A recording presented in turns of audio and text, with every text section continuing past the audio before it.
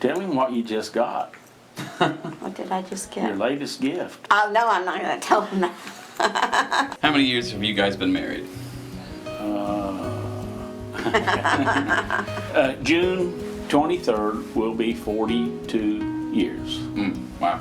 Yeah. So, do you guys have any secrets to keeping the marriage alive that long? Have patience and forgiveness, but also just the fact that we're best friends is the key to the whole thing, you know.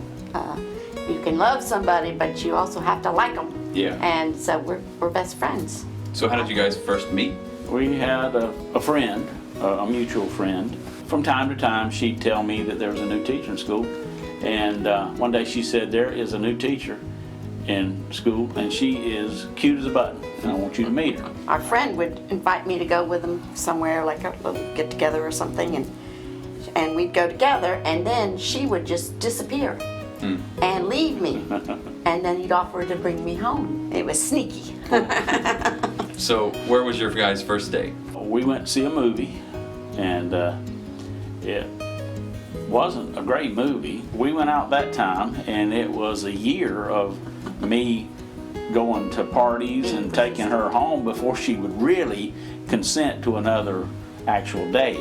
We started dating steadily, and then we're married the next June. It took a while to get it all together, but once it got together, it worked out. So what are some of your guys' happiest moments?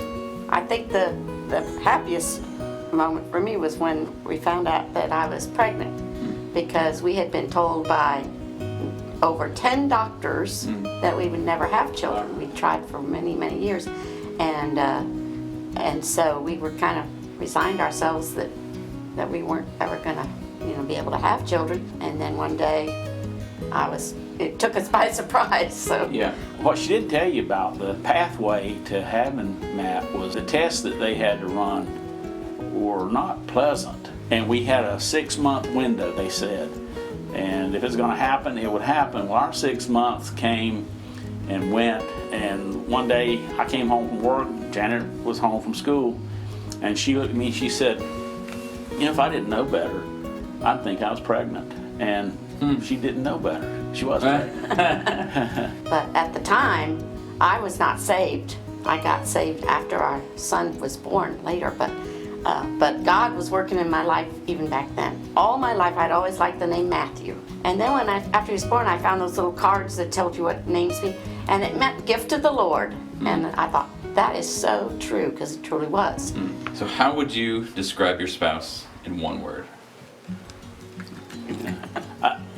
Patient. She has put up with me for 42 years, and I got a weird sense of humor, and not everybody always thinks it's funny, but she has, in most cases, laughed even, I think, when she didn't think it was funny. The reality is that her phone rings. Well, I had a hard time coming up with just one word. I came up with integrity, because he's loyal and generous and honest. All those things wrap into that. And also, he spoils me.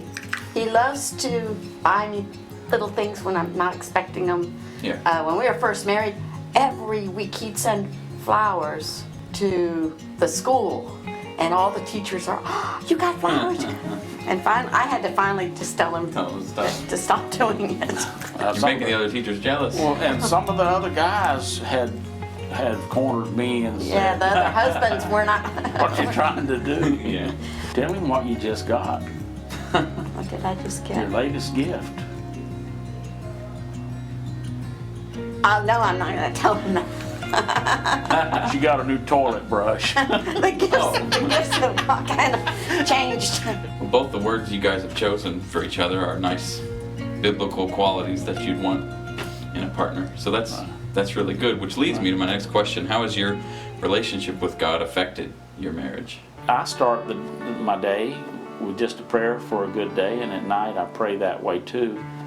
And I think God has blessed us in that we still have a strong marriage. I've learned patience, and I've learned forgiveness, unconditional love. But I think the most important thing is to pray for each other, to pray for him every day, and hopefully he prays for me every day I do, too. every day. The reality is that when I first met Janet, I wasn't living for the Lord.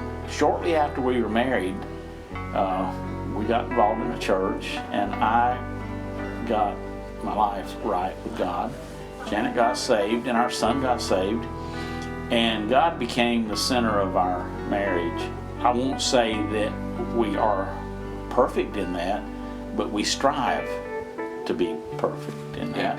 So, to kind of wrap this up, do you guys have any advice for younger couples, younger married couples, or anybody in a relationship? In order to get it to work, you have to be willing to give 100%. It's not a 50-50 thing, because that means you're only working halfway.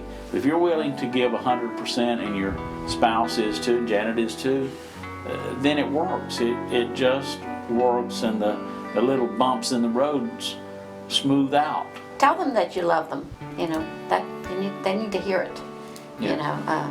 You show them, but you need to also Doesn't go without saying. tell them. Yeah.